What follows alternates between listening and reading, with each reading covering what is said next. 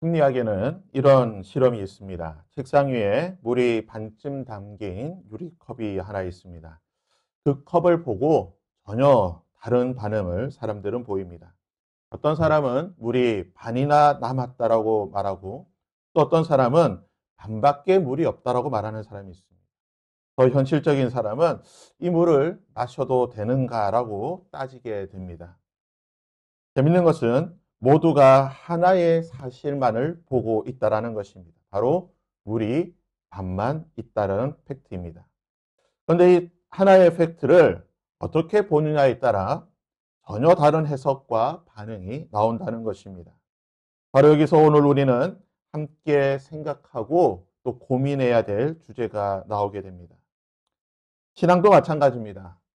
똑같은 현실, 똑같은 상황을 보고도 어떤 이는 절망하고 포기하고 어떤 이는 믿음으로 반응을 하는 것입니다.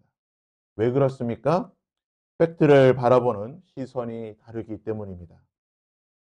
출애굽한 이스라엘 백성, 그들은 하나님께서 약속하신 가나안으로 향하고 있었습니다. 1년 동안 그들은 광야에서 많은 준비를 했습니다. 하나님의 율법이 주어졌고 십계명을 중심으로 한 새로운 공동체의 윤리와 삶의 기준이 정해졌습니다. 또한 이스라엘은 주변 여러 민족들과는 다르게 유일신 여호와 하나님만을 믿는 신앙을 가지고 있었고, 이러한 특별한 이 믿음에 대한 증거로서 하나님께서는 하나님의 임재를 보여주시는 성막을 완성시켜 주셨습니다. 이제 남은 것은 단 하나입니다. 하나님의 말씀을 따라 하나님의 약속을 믿고 가나안에 들어가는 것입니다. 그렇다면 여기에서 팩트는 무엇입니까? 모든 준비가 끝났다는 것입니다. 하나님의 말씀이 주어졌고 하나님의 성막이 세워졌습니다. 하나님께서 그들에게 주시겠다라고 하는 약속도 있습니다. 팩트는 하나님의 약속을 믿고 들어가면 되는 것입니다.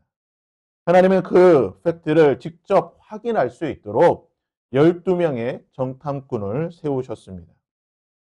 민수기 13장 2절과 3절에 보시면 사람을 보내어 내가 이스라엘 자손에게 주는 가나안 땅을 정탐하게 하되 그들의 조상의 각 지파 중에서 지휘관 된 자 한 사람씩 보내라. 모세가 여호와의 명령을 따라 바란 광야에서 그들을 보냈으니 그들은 다 이스라엘 자손의 수령된 사람들이라. 그들은 평범한 사람들이 아니었습니다. 각 지파의 지도자, 이스라엘 자손의 수령, 즉 현역에서 정점에 있던 자들입니다.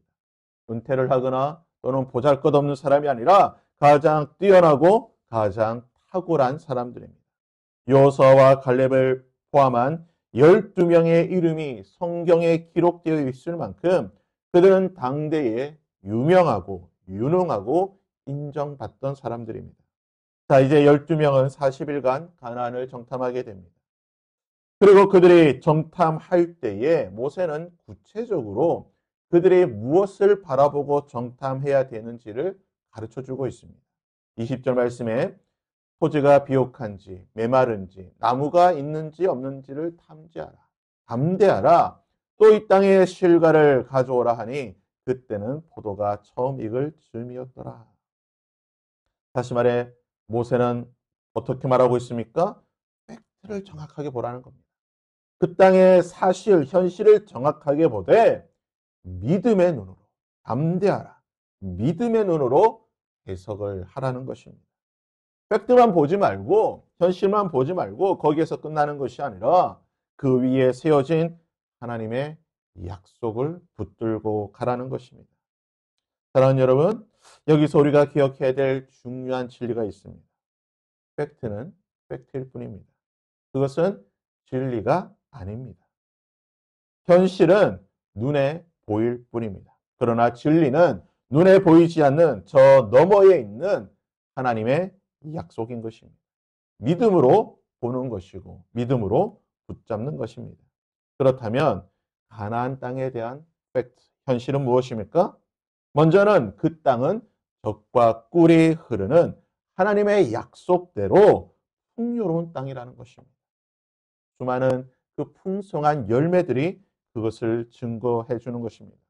두 번째는 하나님은 그 땅을 반드시 이스라엘 자손들에게 주시겠다라고 하는 약속입니다. 이 약속이 팩트라는 것입니다. 그런데 12명 가운데 10명은 이 진리를, 이 팩트를 보지 못했습니다. 안악 자손이 있고 성읍이 견고하고 군사력이 강하다는 것 현실입니다. 제대로 보았습니다. 그러나 그 팩트 앞에서 하나님의 약속을 보지 못했다는 겁니다. 하나님의 약속이 그 팩트 앞에 사라져버렸다는 것입니다. 그들은 이렇게 말합니다. 그들은 우리보다 강하다. 거기서 레피림 후손인 안악 자손의 거인들을 보았다니 우리는 보기에도 스스로 메뚜기 같으니 그들의 보기에도 그와 같을 것입니다. 이 얼마나 안타까운 사실입니까? 현실을 보되 그것이 믿음 없는 눈으로 바라보니 절망과 두려움밖에 남지 않는 것입니다. 팩트를 진리 위에 올려놓고 믿음의 눈으로 바라볼 때에 그것이 진정한 현실이고 미래며 진리가 된다는 것입니다. 여호수아와 갈렙은 똑같은 현실을 봤습니다. 다른 10명과 동일한 현실을 보았지만 그들은 믿음의 눈으로 그 팩트를 바라보았고 그 가운데 진리를 선포하게 되는 것입니다. 갈렙이 모세 앞에서 백성들을 조용하게 하고 이르되 우리가 곧 올라가서 그 땅을 취하자 능히 이기리라.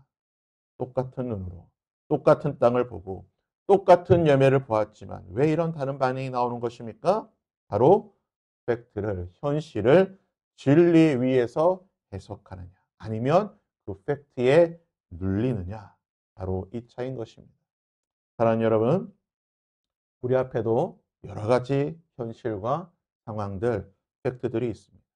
질병이라고 하는, 가정의 어려움이라고 하는, 자녀의 문제라고 하는, 경제적 현실이라고 하는, 또는 인간관계라고 하는 여러 가지 부인할 수 없는 현실이 있습니다. 그러나 이것을 여러분은 어떤 눈으로 바라보고 계십니까?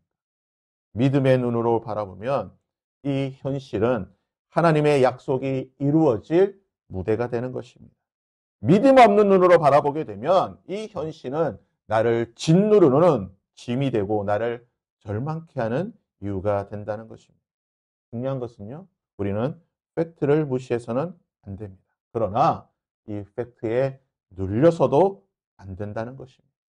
하나님의 진리가, 하나님의 약속이 이 팩트 위에 있기 때문에 우리는 이 팩트에 눌리는 것이 아니라 이 현실 위에 역사하실 하나님을 바라보는 것입니다. 바라기는 여러분 이 현실을 넘어서 진리, 하나님의 말씀, 하나님의 약속을 볼 수 있기를 바랍니다. 여호수아와 갈렙처럼 능히 이기리라. 오늘 하루 내 앞에 놓여있는 현실에 눌리는 것이 아니라 능히 이기리라라는 이 마음으로 이 진리를 선포하며 현실을 넘어서는 저와 여러분이 될 수 있기를 주님의 이름으로 축복합니다.